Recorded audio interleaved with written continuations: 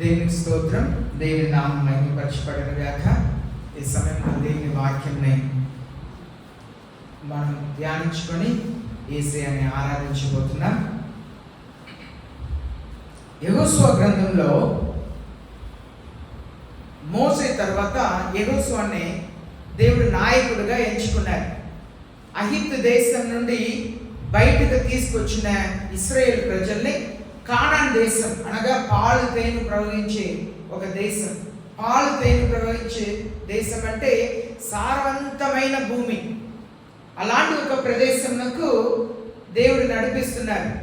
మధ్యలో మోసే మరణిస్తున్నారు. యెహోషువ అనే నాయకుడిగా దేవుడు అభిషేకించి ముందుకు తీసుకెళ్తున్న ఆ సమయంలో ఒక ప్రాంతం వచ్చింది, ఒక చోటు వచ్చింది.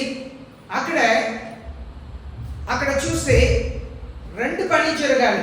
యెహోషువ నాయకత్వంలో దేవుడు ముందుగా యోర్దాను నది ఉన్నది. ఆ యోర్దాను నదిని దాటిన తర్వాత యెరికో పట్టణం ఉంది.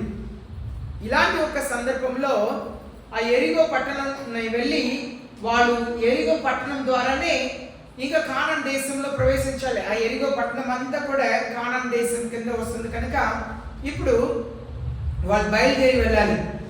యెహోషువతో దేవుడు మాట్లాడారు. ఒక అద్భుత కార్యం యేసయ్య చేశారు. అనగా అక్కడ యోర్దాను నదిని రెండుగా చీల్చారు. మోసే జీవితంలో ఆయన నాయకత్వంలో ఐగుప్తు దేశంలో ఎన్నో అద్భుత కార్యములని ఐగుప్తు రాజు లోబడినట్లుగా చూపించారు. కానీ ఇశ్రాయేల్ ప్రజలు కన్నెదుట మోసేని హెచ్చించుటకు ఎర్ర సముద్రంని రెండు పాయలుగా చేశారు. అలానే యెహోషువని ఇశ్రాయేల్ ప్రజల ఎదుట గణపరచుటకు యోర్దాను నదిని రెండు పాయలుగా చేశారు. అయితే ఈ యెరికో పట్టణంని వాళ్ళు స్వాధీనం చేసుకోవాలి. ఇలాంటి పరిస్థితిలో యెరికో పట్టణం ఎలా ఉంటుందంటే చుట్టూ పెద్ద గోడ ఉంటుంది, దానికి పెద్ద ద్వారం ఉంటుంది. ఆ ద్వారం ద్వారానే లోన వెళ్ళగలుగుతారు, బయట రాగలుగుతారు. ఆ గోడ ఎలా ఉంటుందంటే ఆ గోడలో ప్రజలు ఇల్లు కట్టుకొని ఉంటారు. మీ ఇల్లు ఎంత పెద్దదో అంత పెద్ద ప్రగరి గోడ, అది అంత వెడల్పైన ప్రగరి గోడ యెరికో పట్టణం చుట్టూ ఉన్నదంట. అలాంటి సందర్భంలో యెహోషువ ఇద్దరు మనుషుల్ని ఎన్నుకొని అక్కడ వెళ్ళి చూసి రమ్మని చెప్పి పంపిస్తున్నారు. ఆ పట్టణంలో ఉన్న ప్రజలు ఎలా ఉన్నారు, అక్కడ ఎంతమంది మనుషులు ఉంటారు, ఏంటి ఏదని, అక్కడ ఎన్ని వీధులు ఉన్నాయి, ఎన్ని పెద్ద పెద్ద ప్రాకారములు ఉన్నాయి, ఇదంతా కూడా చూసి రమ్మని పంపిస్తే వాళ్ళిద్దరు వెళ్ళినప్పుడు అక్కడ వాళ్ళు వెళ్ళి ఆ ప్రాంతం అంతా కూడా చూసుకొని ఒక వేసి ఇంటికి వచ్చారంట. ఆమె పేరు రాహాబ్. ఆమె చాలా జ్ఞానవంతురాలైన స్త్రీ అని చెప్పి మనం చూస్తున్నాం. నేను నేర్చుకున్న పాఠం అయితే ఆమె ఎంత జ్ఞానముతో కార్యం చేసిందంటే,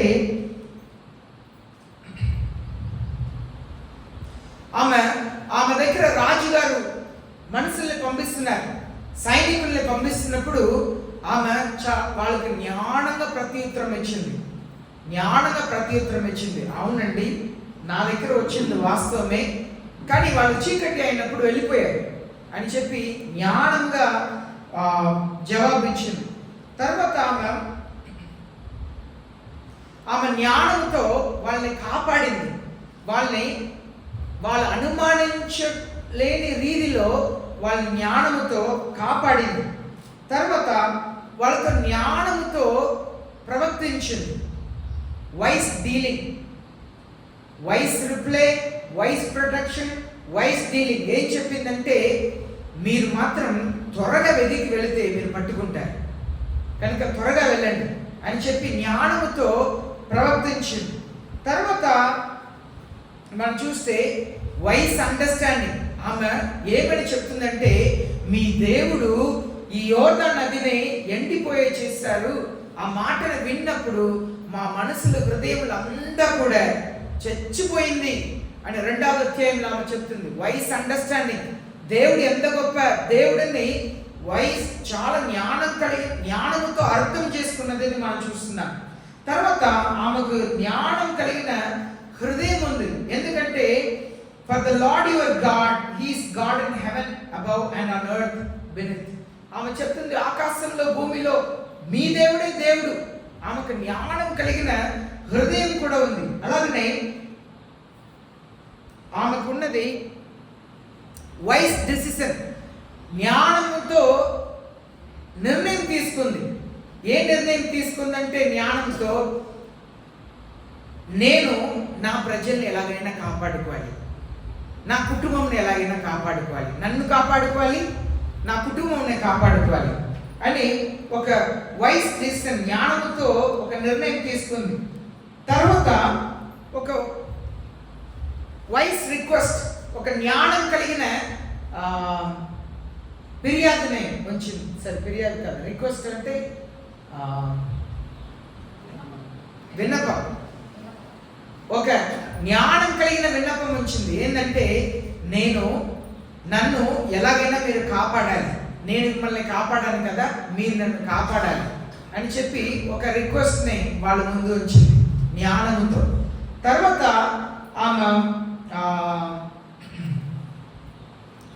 ఆమె జ్ఞానంతో వాళ్ళకి సహాయం చేయకముందు వైస్ అడ్వైస్, జ్ఞానం కలిగిన అడ్వైస్ అంటే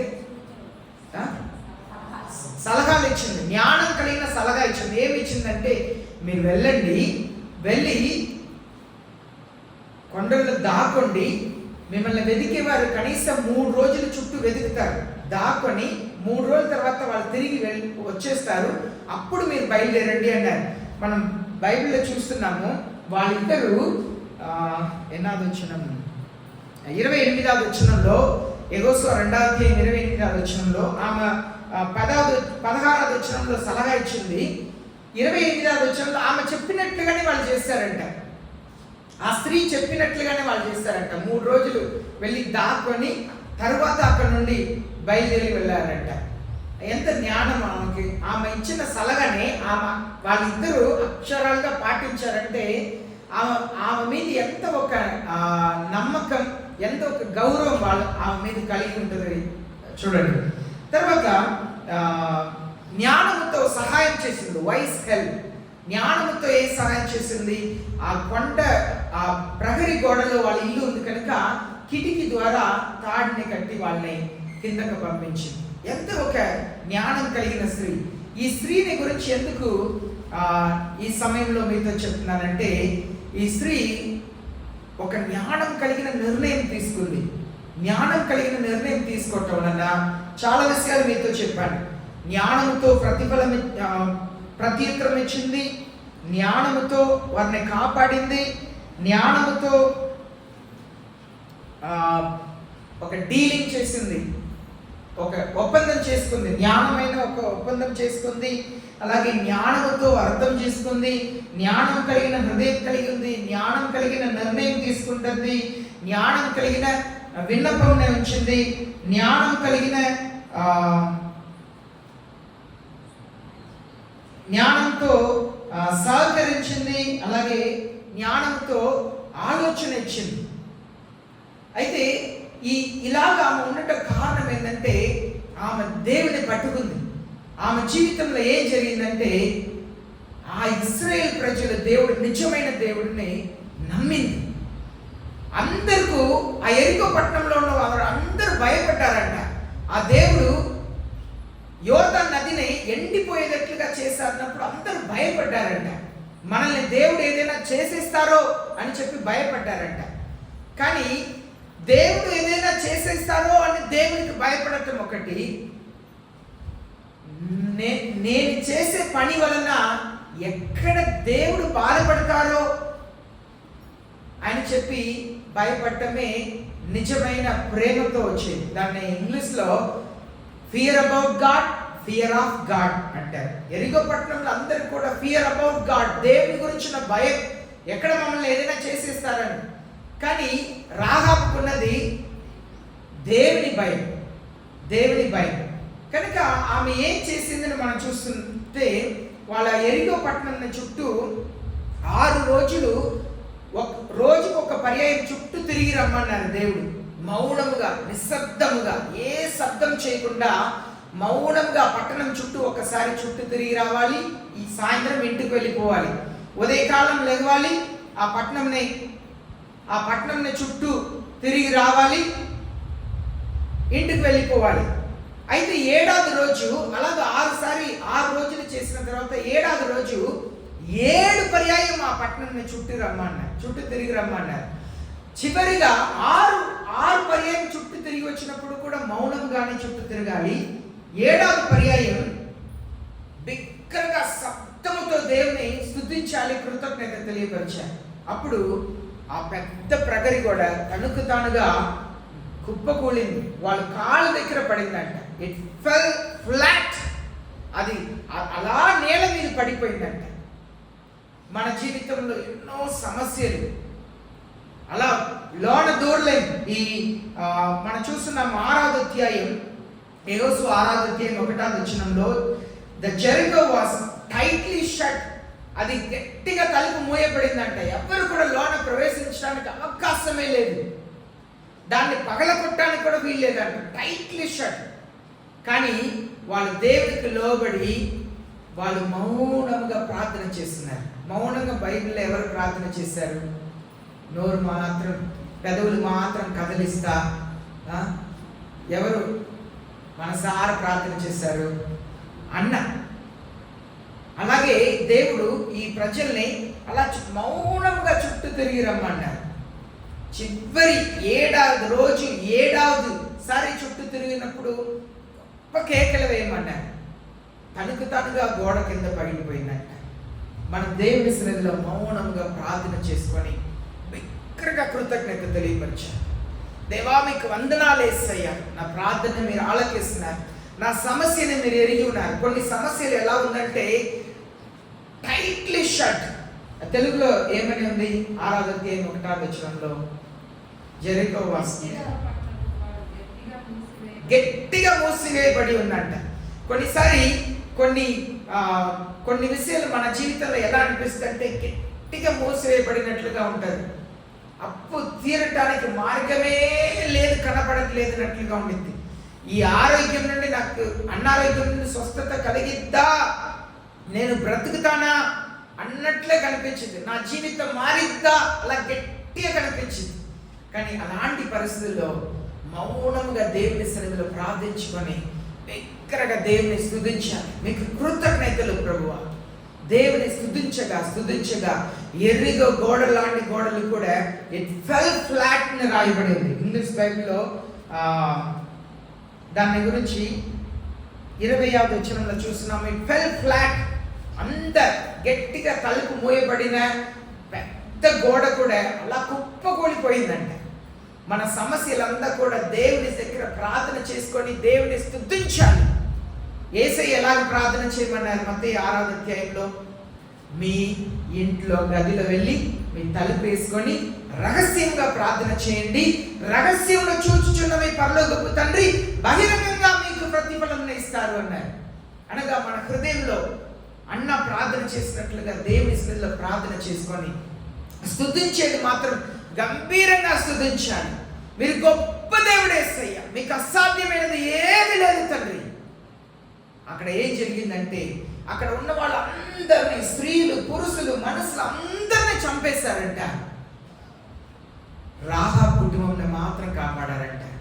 రాహాబ్ ఇంటి కిటికీ దగ్గర ఒక ఎర్రటి స్కార్లెట్ రోబ్ అనగా రక్తం లాంటి రంగు కలిగిన ఒక తాడుని అక్కడ కట్టి ఉంచారంట. రాహాబ్ ఏం చేసింది తెలుసండి? ఆమె బ్రతుకు దినంలో అంతా కూడా ఆమె ఒక విభచారి. తర్వాత 7వ అధ్యాయంలో మీరు చదివినా కూడా యెహోషువ 2-3 పర్యాయం రాహాబ్ని గురించి చెప్పుతప్పుడల్లా bring out the adulterous Rahab అని చెప్పి విభచారి అయిన రాహాబ్ని యెహోషువ కూడా చెప్పుకుంటారు. ఆ స్త్రీ ఎంతో మంది ఆత్మల్ని నరకంలో నడిపించింది. కానీ ఈసారి ఏం చేసిందంట? బైబిల్లో మనం చూస్తున్నాం 23వ వచనంలో తండ్రిని, తల్లిని, సహోదరుల్ని, బంధువులందరినీ కూడా కాపాడుకుందంట అండి. ఆమెతో పాటు ఆమె కలిగి ఉన్న వస్తువులు, తల్లి, తండ్రి, సహోదరులు, బంధువులు, ఆమె చూడండి, ఆమె ఒక్క స్త్రీ, ఆమె విభచార జీవితమే జీవించింది. కానీ యేసయ్యని నమ్మిన తరువాత, ఆ యోర్దాను నదిని ఎండిపోయేట్లా చేసిన యేసయ్య గొప్పతనాన్ని తెలుసుకున్న తర్వాత జీవితం మార్చుకొని బంధువులందరినీ అంటండి, ఎంతమంది బంధువులు ఉన్నారో వాళ్ళందరినీ కాపాడుకుందంట. మన తర్వాత బైబిల్లో చదివితే యెహోషువ తీసుకొచ్చి అక్కడ ఎలా ఉంటుందంటే, దేవుని మందసం అనగా ద టాబర్నాకిల్, ప్రత్యక్ష గుడారం అలాగుంటే 4 వైపున 4 గోత్రం నుండి ప్రజలందరూ కూడా ఉంటారు, ఇశ్రాయేల్ ప్రజలు. రాహాబ్ కుటుంబంని తీసుకొచ్చి ఊరు బయట ఇశ్రాయేల్ ప్రజలకు దూరముగా అక్కడ పెట్టారంట.